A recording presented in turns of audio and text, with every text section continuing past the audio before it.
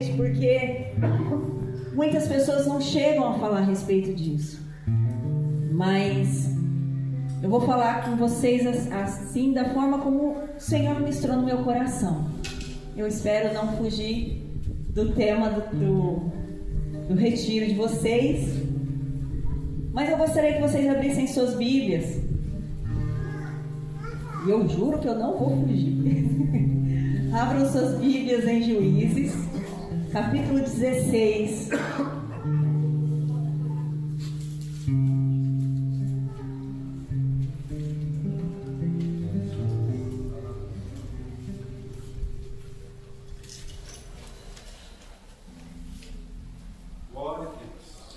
Juízes 16.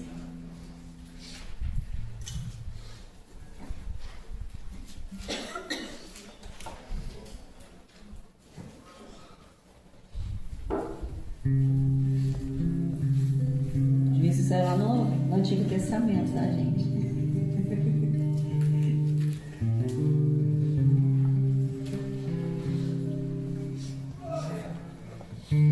Glória a Deus. Amém? Todos acharam? Amém. Glória a Deus. Versículo 4 diz assim: E depois disso aconteceu que se afeiçoou a uma mulher do vale de Soreque, cujo nome era Dalila. Amém? Amém. Quem sabe de quem eu estou falando? Glória a Deus. Amém. Alguém pode gritar assim? Ah, que bênção! Então vocês conhecem a história de Sansão, amém? Pastor, aqui tem a ver isso com relacionamento e com ser conduzido pelo Espírito. A gente vê a história de Sansão.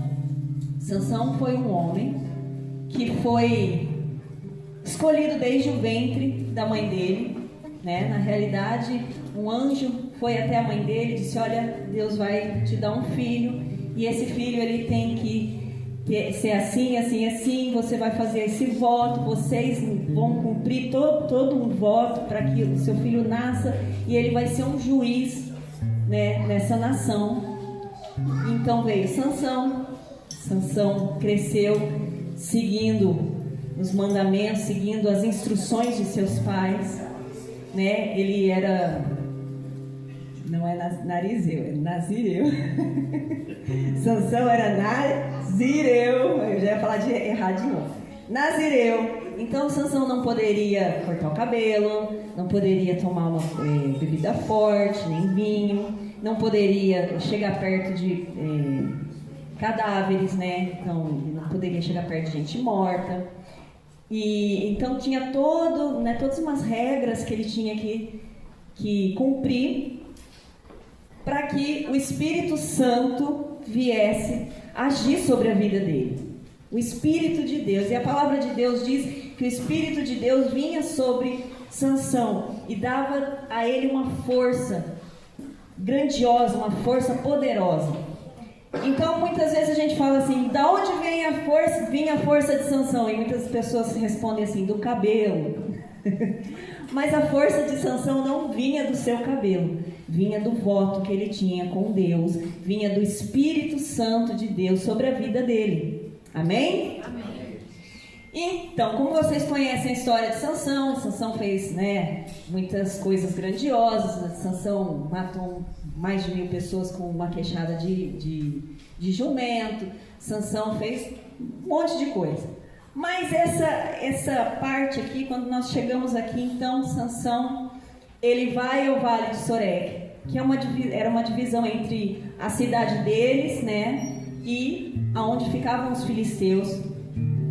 E ele vai até lá e ele conhece uma mulher chamada Dalila. E a palavra de Deus diz que ele se afeiçoou por ela. Sabe, não é aquela coisa de um grande amor.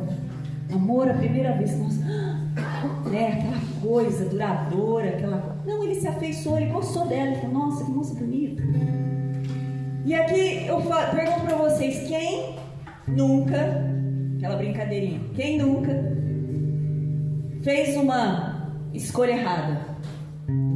Quem nunca tomou uma decisão que depois se arrependeu? Pois é. Sansão, então, ele vai se arrepender muito depois.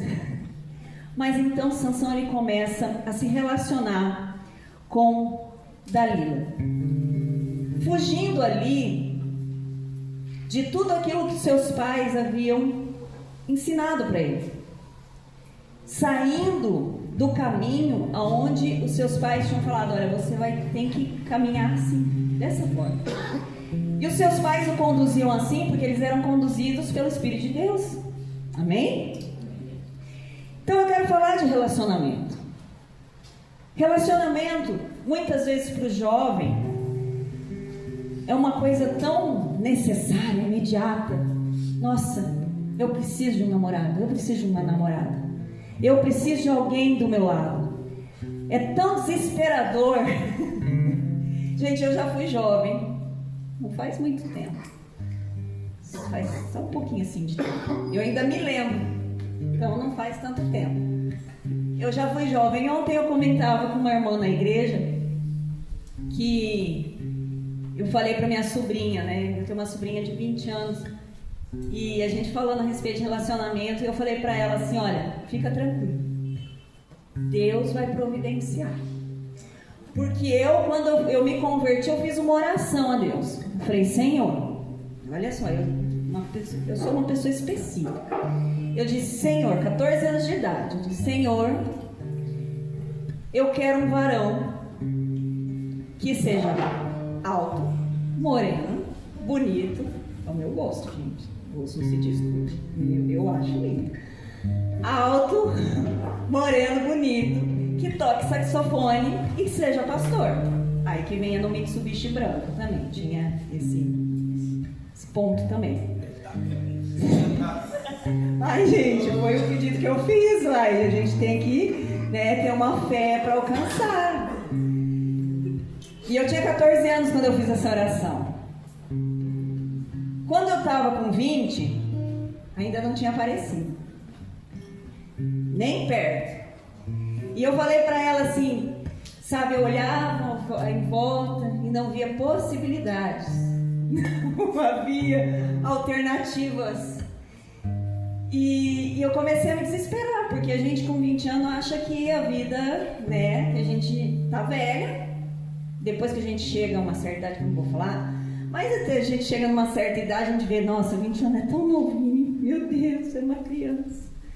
Mas eu estava com 20 anos e achava que eu já estava idosa e que eu ia ficar pra titia, né, e que nunca ia casar, ia morrer sozinha na minha vida. Até que aparece, gente, eu 19 para 20, aparece uma pessoa na minha igreja, com 17 anos. Tá, gente, tá, calma, ele já ia fazer 18. E eu olhei e disse assim: nossa, sério, gente, eu olhei e disse: nossa.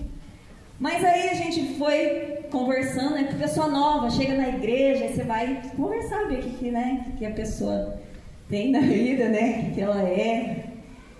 E ele chegou com a família toda dele, do Rio Grande do Sul, gente. Veio lá do Rio Grande do Sul, 1.200 quilômetros de distância. É 1.200? É, né? 1.200 quilômetros de distância.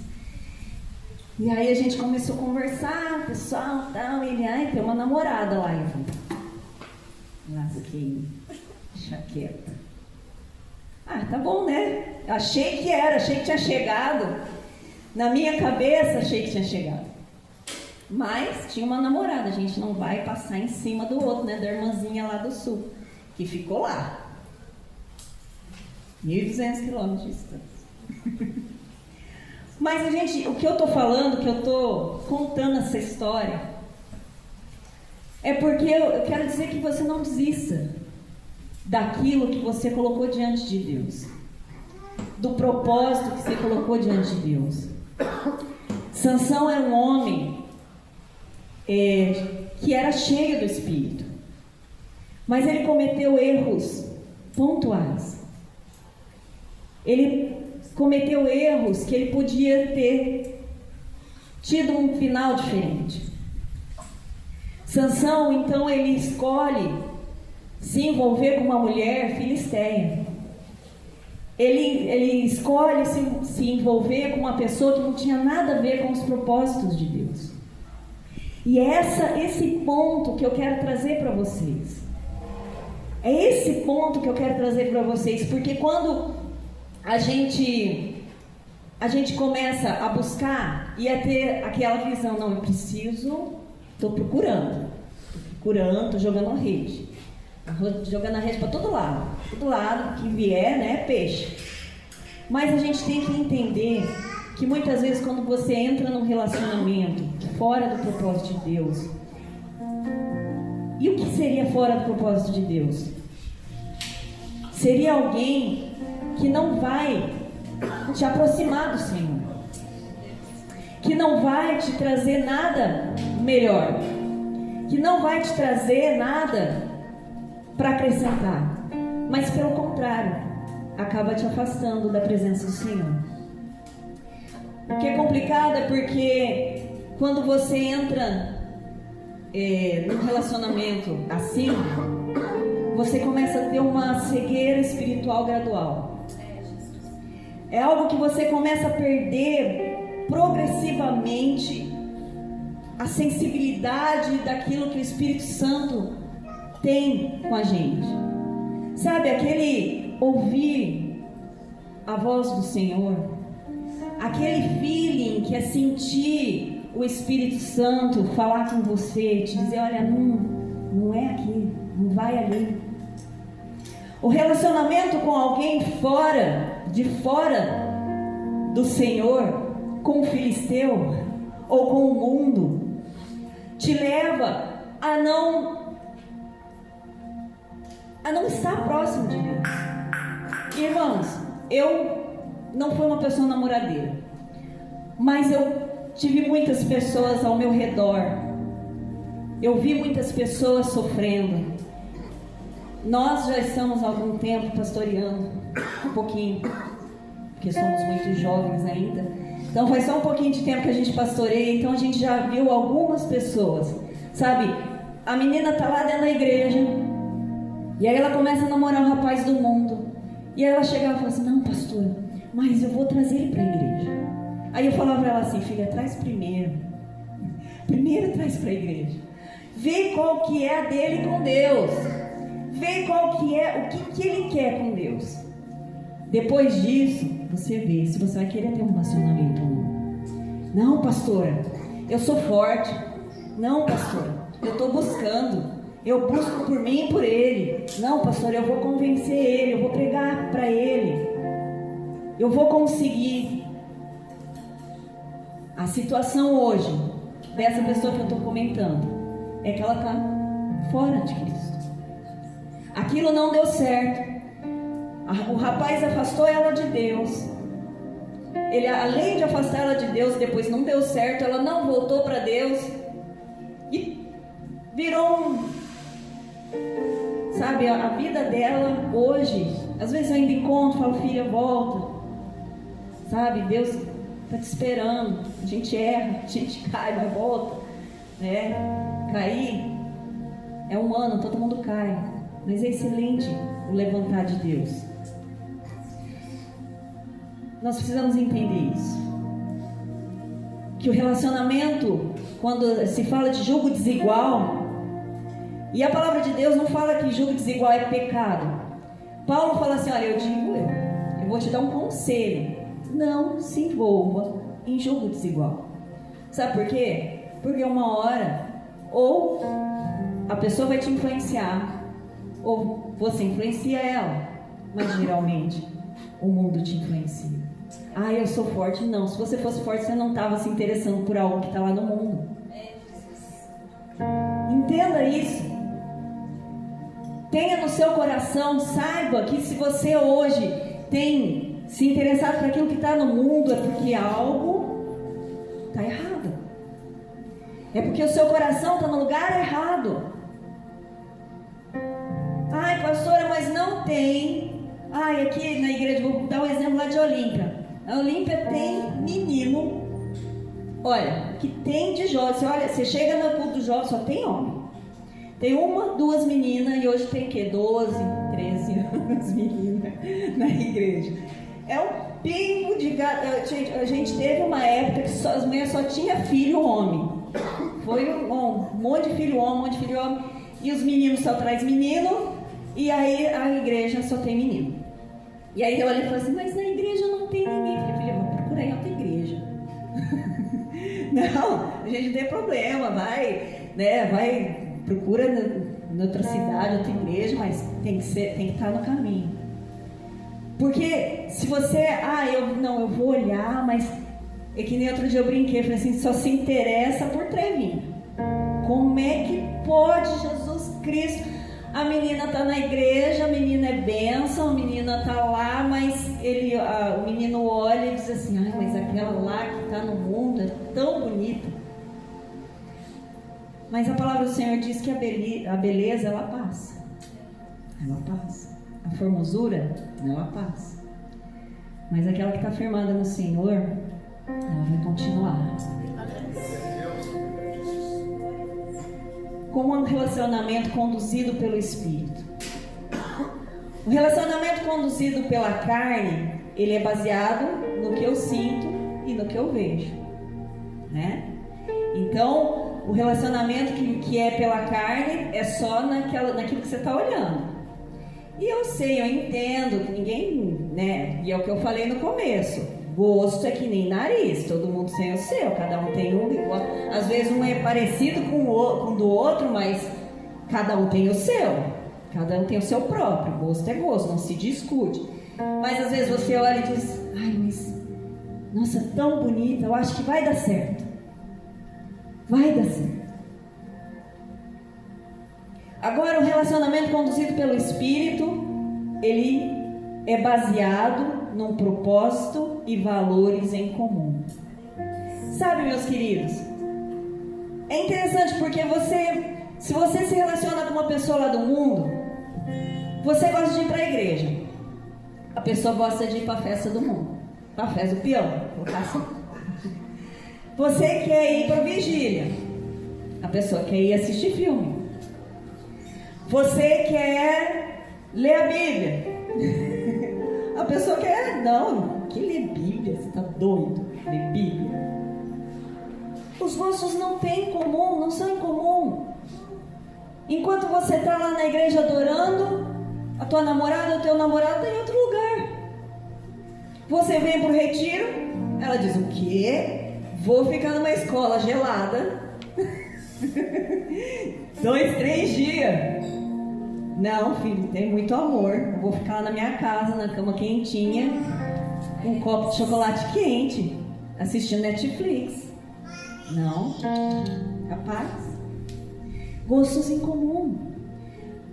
Para você achar alguém que vai ser de Deus para a sua vida, vocês têm que ter gostos em comum. Senão o relacionamento não vai dar certo.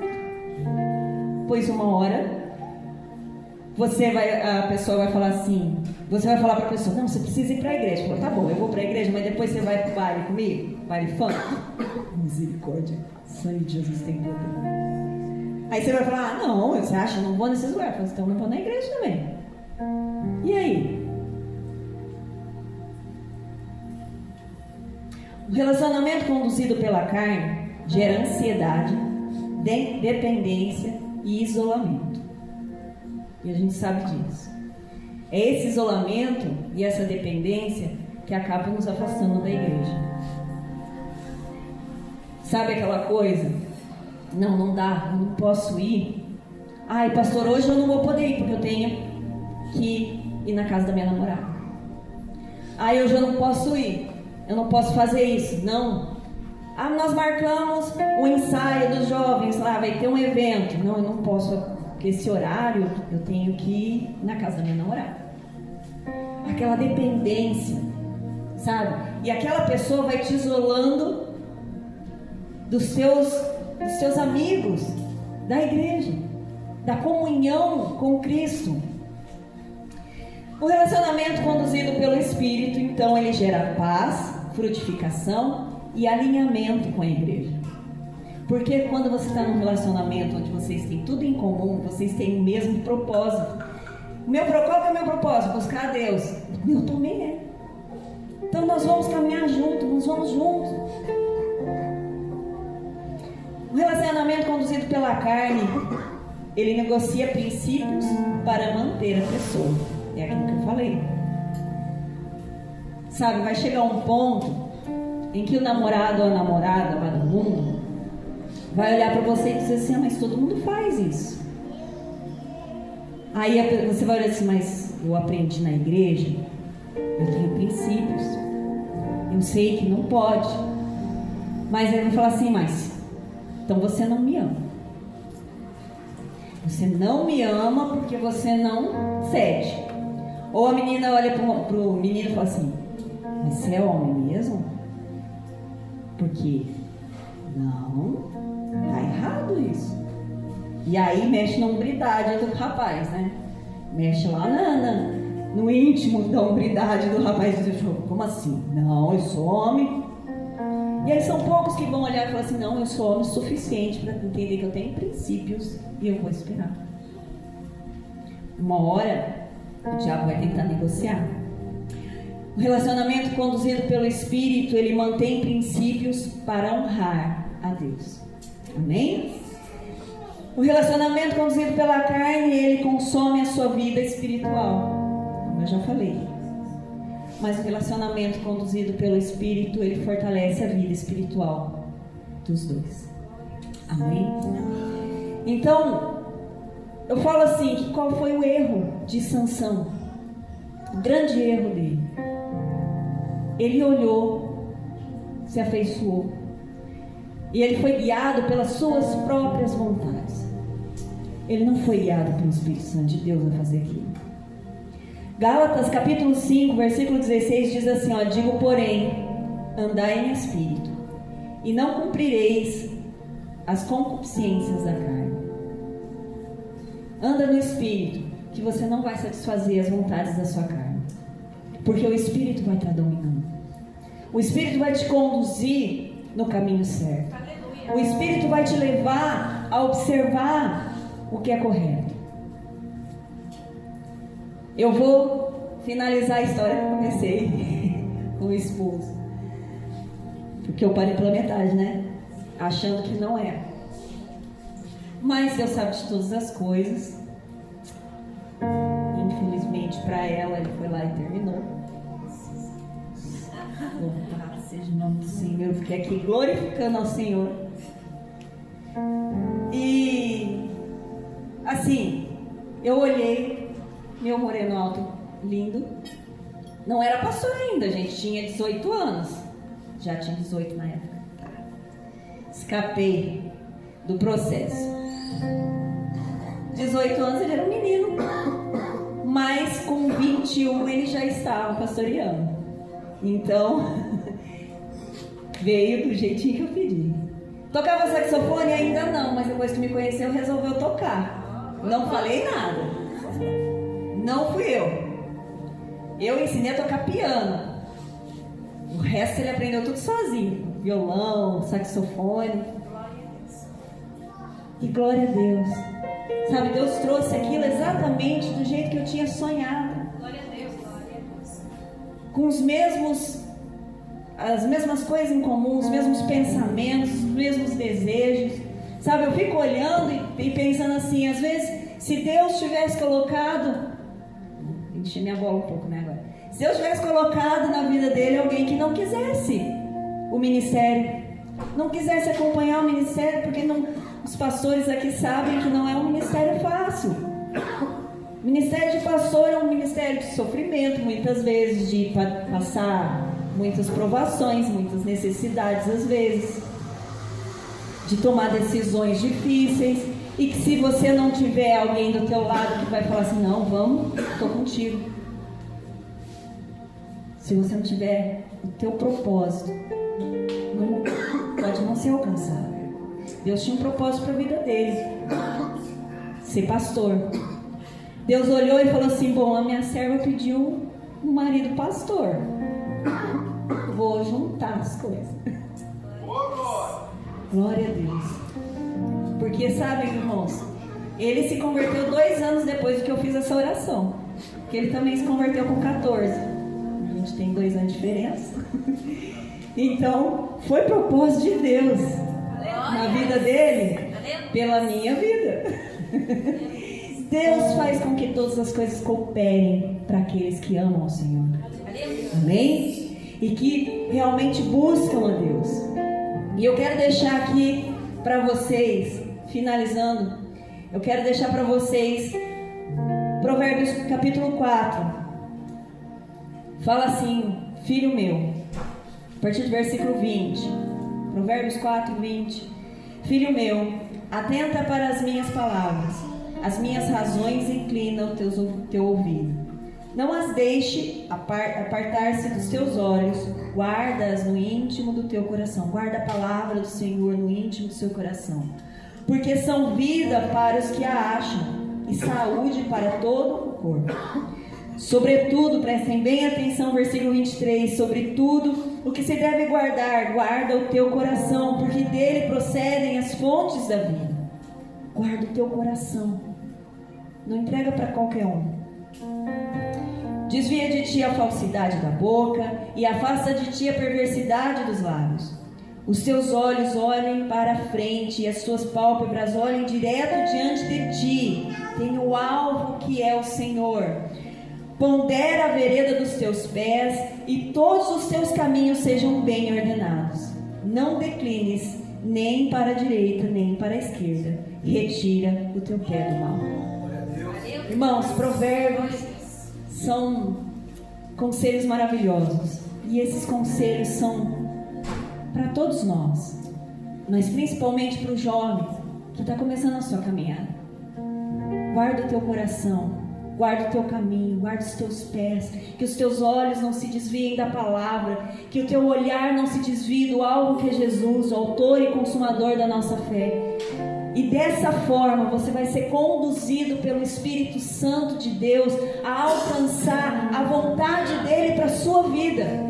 O Senhor, através da condução do Espírito Santo de Deus, vai alinhar a vontade dele com a sua, ou a sua com a dele. Amém? Que você possa guardar essas palavras no seu coração, que você possa guardar esses conselhos no seu coração. E quando você for tomar uma decisão, observe, porque muitas vezes a gente toma uma decisão errada. Sansão tomou uma decisão errada, brincou com os princípios.